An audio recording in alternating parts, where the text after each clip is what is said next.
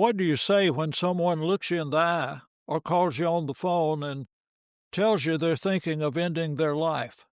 In this episode, I share three life saving questions I learned decades ago, real conversations I've had with people on the edge, and biblical insights about those who died by suicide, including one hero of faith.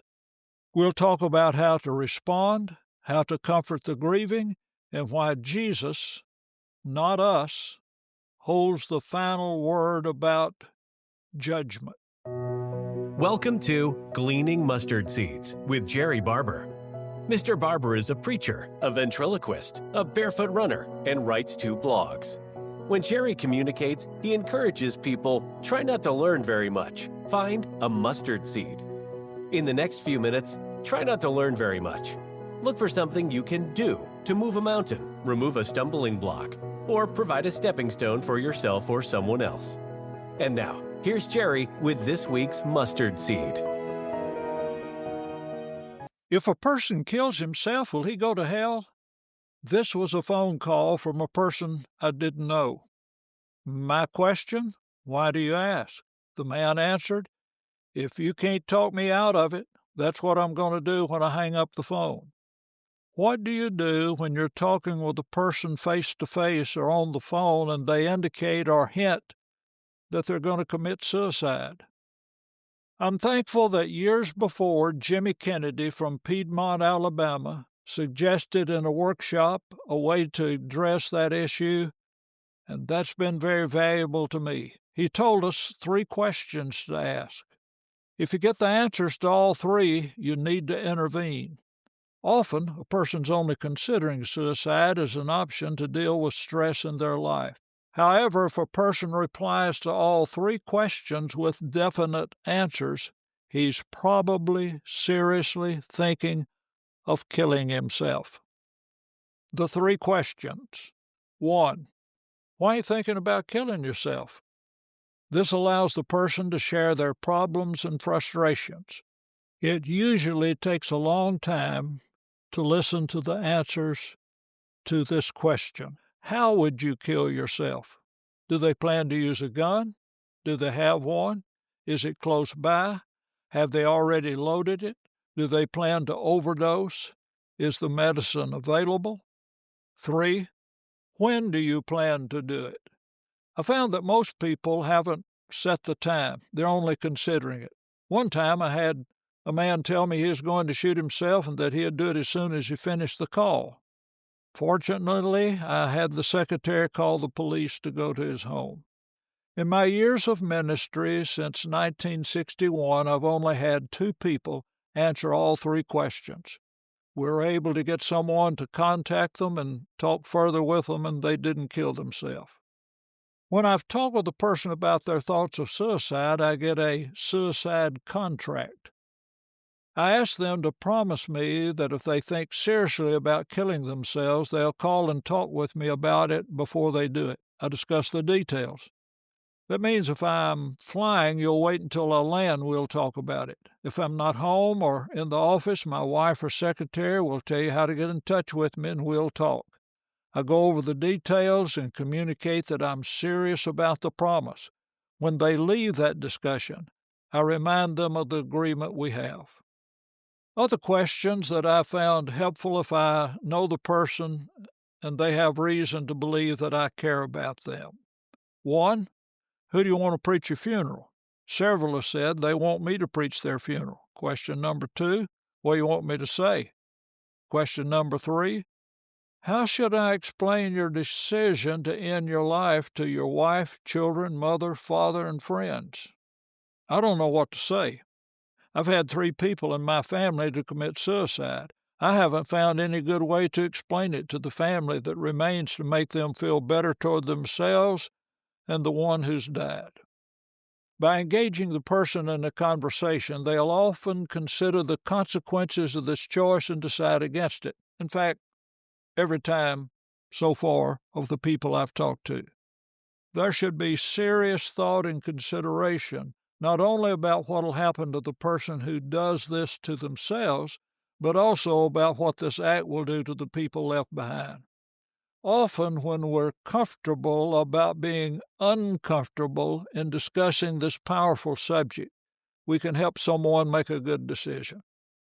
Now, to the question the person on the phone asked me, what is the eternal destination of a person who commits suicide?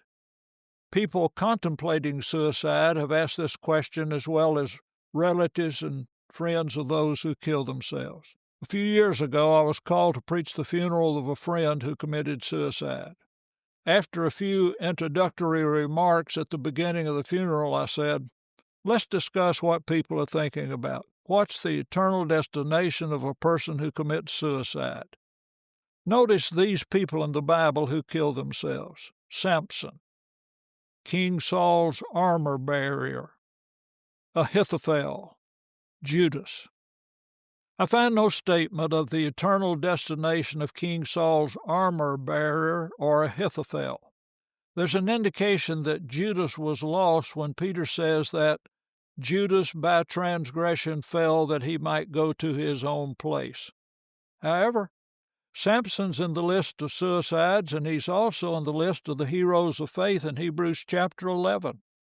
After recalling their victories and painful experiences, the writer states, and all these, having obtained a good testimony through faith, did not receive the promise, God having provided something better for us, that they should not be made perfect apart from us.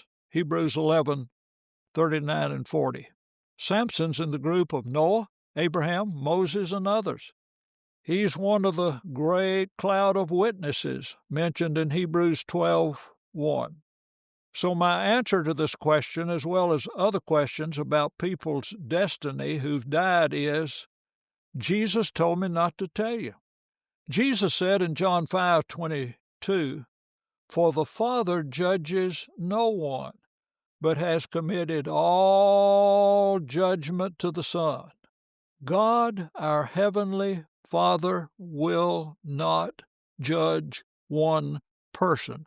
All judgment has been given to Jesus.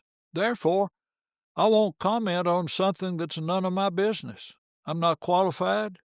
It's not my job. In the funeral, I observed, since Jesus will take care of judging our friend, and he'll do a good job of that, let's spend our time today remembering the ways he helped and encouraged us. He's been helpful to me since I've been in interim ministry, living in several other places. He lived across the street from me. He watched our house as if he owned it. He inspected it after each storm and called us with a report. When we were back in Nashville and he saw us, he inquired about how we were doing and when we'd be back. We may have opinions about another's destiny, but Jesus will have the final word on Judgment Day. Our opportunity is to minister to those who are hurt and sad by the loss of a loved one. 2 books I found helpful and have given to others. I'll leave links to these in the show notes. 1, Good Grief by Granger Westberg. 2, Tear Soup by Pat Swebert and Chuck DeCline. God will judge no one. All judgment is given to Jesus, not Jesus and Jerry or you. Thank you for listening to Gleaning Mustard Seeds with Jerrie Barber.